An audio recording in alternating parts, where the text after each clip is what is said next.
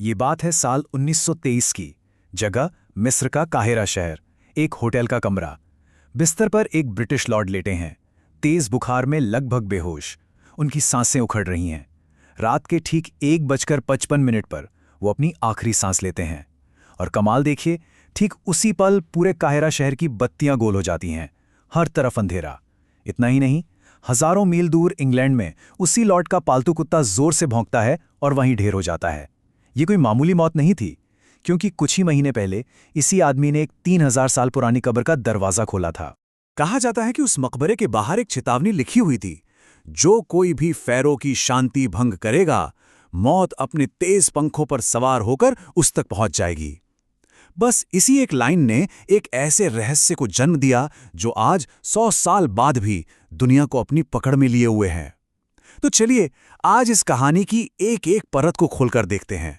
तो देखिए, 5 अप्रैल 1923 रात के 1:55 लॉर्ड कार्नावान, ये वो शख्स थे जिन्होंने इस पूरी खोज का खर्चा उठाया था, उनकी मौत हो जाती है। और बिल्कुल ठीक उसी पल कायरा शहर की बिजली चली जाती है। और तो और उसी रात हजारों मील दूर इंग्लैंड में उनकी पालतू डॉगी सुजी भी मर जाती है। तो सवाल ये है कि क्या ये सब सिर्फ डरावने इत्तेफाक थे, या फिर ये किसी पुराने श्राप की पहली दस्तक थी? इस पूरी गुत्थी को सुलझाने के लिए हमें वक्त में थोड़ा पीछे चलना होगा। कुछ महीने पहले, नवंबर 1922 में, जगह थी मिस्र की मशहूर वैली ऑफ द किंग्स, जहां इतिहास की शायद सबसे बड़ी पुरातात्विक खोज होने वाली थी। देखिए, इस कहानी के 2 मेन कैरेक्टर्स हैं। एक तरफ हैं हॉवर्ड कार्टर, कोई बहुत बड़े आर्कियोलॉजिस्ट नहीं, बल्कि एक पेंटर के बेटे। जुनून कूट कूट कर भरा था, लेकिन जेब खाली थी। और दूसरी तरफ थे लॉर्ड कार्नावान, एक बहुत ही अमीर आदमी। सोचिए, वो 15 सालों में इस खोज पर आज के हिसाब से करीब 50-60 करोड़ रुपए लगा चुके थे, और हाथ कुछ नहीं लगा। अब वो तंग आ चुके थे और उन्होंने कार्टर को साफ साफ कह दिया था, ये तुम्हारा आखिरी मौका है, कुछ मिला तो ठीक, वरना खेल खत्म। और फिर 26 नवंबर 1922, वो दिन आया जब सालों की मेहनत रंग लाने वाली थी। कार्टर ने एक बंद दरवाजे में एक छोटा सा छेद किया।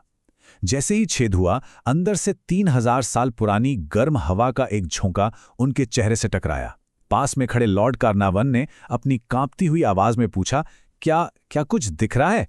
और कार्टर ने बस इतना कहा, हाँ, कमाल की चीजें। और वो चीजें सच में कमाल की थीं। अंदाजा लगाइए, 3000 से ज्यादा सालों से उस मकबरे को किसी ने छुआ तक नहीं था। अंदर 5398 चीजें मिलीं। 10 किलो वजन का पूरा सोने का बना एक डेथ मास्क, एक ऐसा खंजर जो उल्का पिंड के लोहे से बना था, सोने का ताबूत, और तो और 130 चलने वाली छड़ियां भी। मतलब एक ऐसा खजाना जिसके बारे में दुनिया ने कभी सोचा भी नहीं था। लेकिन जैसे ही ये खबर दुनिया में आग की तरह फैली, इस खजाने की चमक पर एक गहरा अंधेरा साया पड़ने लगा। और यहीं से शुरू हुई श्राप की वो कहानी जिसने सबको डरा दिया।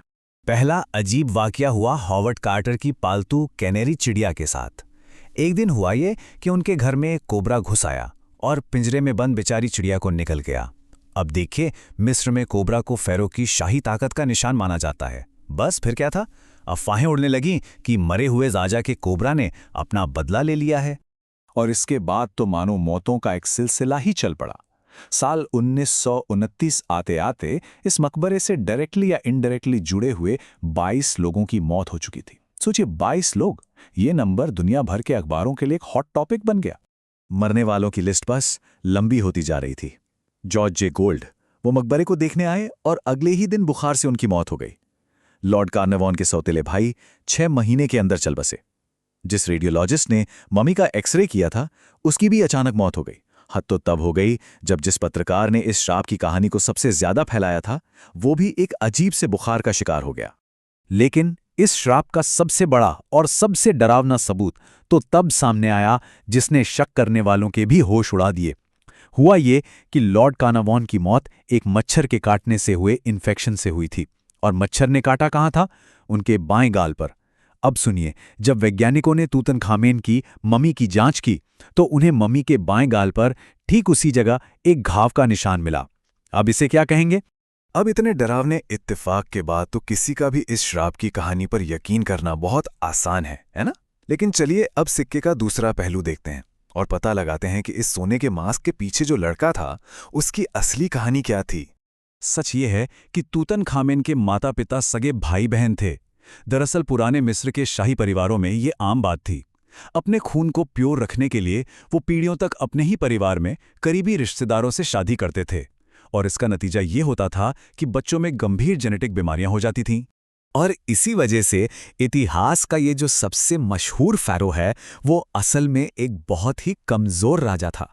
उसे क्लब फुट नाम की एक बीमारी थी, मतलब उसके पैर मुड़े हुए थे और वो बिना सहारे के चल भी नहीं पाता था। यही नहीं, उसे हड्डियों की एक बहुत दर्दनाक बीमारी थी और मलेरिया भी था। और बेचारा सिर्फ 18 या 19 साल की उम्र में ही मर गया। सच तो यह है कि तूतनखामेन इतिहास में इतना छोटा और मामूली राजा था कि उसके बाद के राजाओं ने तो उसका नाम तक सारे रिकॉर्ड से हटवा दिया था। तो अब जब हम असली तूतनखामेन की कहानी जान चुके हैं, तो चलिए अब वापस उस श्राप की कहानी पर आते हैं और उसकी एक एक गांठ खोलते हैं। सबसे पहले बात करते हैं उस श्राप वाली चेतावनी की। अखबारों ने क्या छापा था कि ये एक मिट्टी की तख्ती पर लिखी मिली थी। सच क्या है? सच ये है कि ऐसी कोई तख्ती कभी मिली ही नहीं। ये कहानी एक पत्रकार ने अपनी तरफ से बना दी थी, और मकबरे के गार्ड्स चुप रहे तो कहानी और फैल गई। मतलब ये पूरी तरह से एक मनगढ़ंत बात थी। अच्छा, तो फिर उन रहस्यमयी बीमारियों का क्या? उसका भी जवाब है। मकबरों में हजारों साल की बंद हवा में एक खतरनाक फंगस एस्परगिलस पनप जाता है जो जानलेवा हो सकता है। और जो अचानक मौतें हुई, उनकी वजह लोगों की पहले से चल रही बीमारियां थीं। और यह भी याद रखिए कि 1923 में एंटीबायोटिक्स नहीं हुआ करते थे। काहिरा में बिजली का जाना, 1920 के दशक में काहिरा में पावर कट होना बहुत ही आम बात थी। और रही बात लॉर्ड कार्नावान के कुत्ते की मौत की, तो टाइम जोन के फर्क की वजह से वो मौतें एक साथ हुई ही नहीं थीं। लेकिन चलिए 1 मिनट के लिए मान भी लें, अगर यह श्राप असली था, अगर कोई पुरानी ताकत सच में नाराज थी, तो उसका पहला और सबसे बड़ा निशाना कौन होना चाहिए था? लेडी एवेलिन को। वो लॉर्ड कार्नावान की बेटी थीं और मकबरे में घुसने वाले पहले लोगों में से एक। उनकी मौत हुई 78 साल की उम्र में।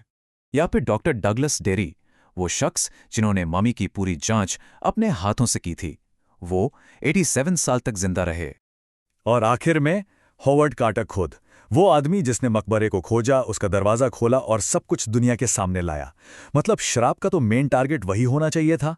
वो इस खोज के 16 साल बाद तक जिए और 64 साल की उम्र में उनकी मौत हुई। जब तक हॉवर्ड कार्टर जिंदा रहे, पत्रकार और बाकी लोग उनसे इस श्राप के बारे में पूछते ही रहते थे, और वो हमेशा एक ही जवाब देते थे, मैं तो अभी भी जिंदा हूं। तो फिर ये कहानी एक श्राप की थी या एक आशीर्वाद की? चलिए अब तूतनखामेन की असली विरासत को समझने की कोशिश करते हैं। पुराने मिस्र के लोगों का मानना था कि किसी इंसान की असली मौत तब होती है जब दुनिया उसका नाम लेना भूल जाती है। तूतनखामेन के बाद जो राजा आए, उन्होंने उसका नाम इतिहास के पन्नों से ही मिटा दिया। सोचिए, 3000 सालों तक दुनिया उसे पूरी तरह से भूल चुकी थी। असल में यही उसका असली श्राप था। तो हॉवर्ड कार्टर ने कोई श्राप फैलाया नहीं, बल्कि उन्होंने तो एक 3000 साल पुराना श्राप को तोड़ा था। उन्होंने एक भुला दिए गए राजा को वो पहचान, वो अमरता दी जो उसे जीते जी कभी मिली नहीं पाई थी।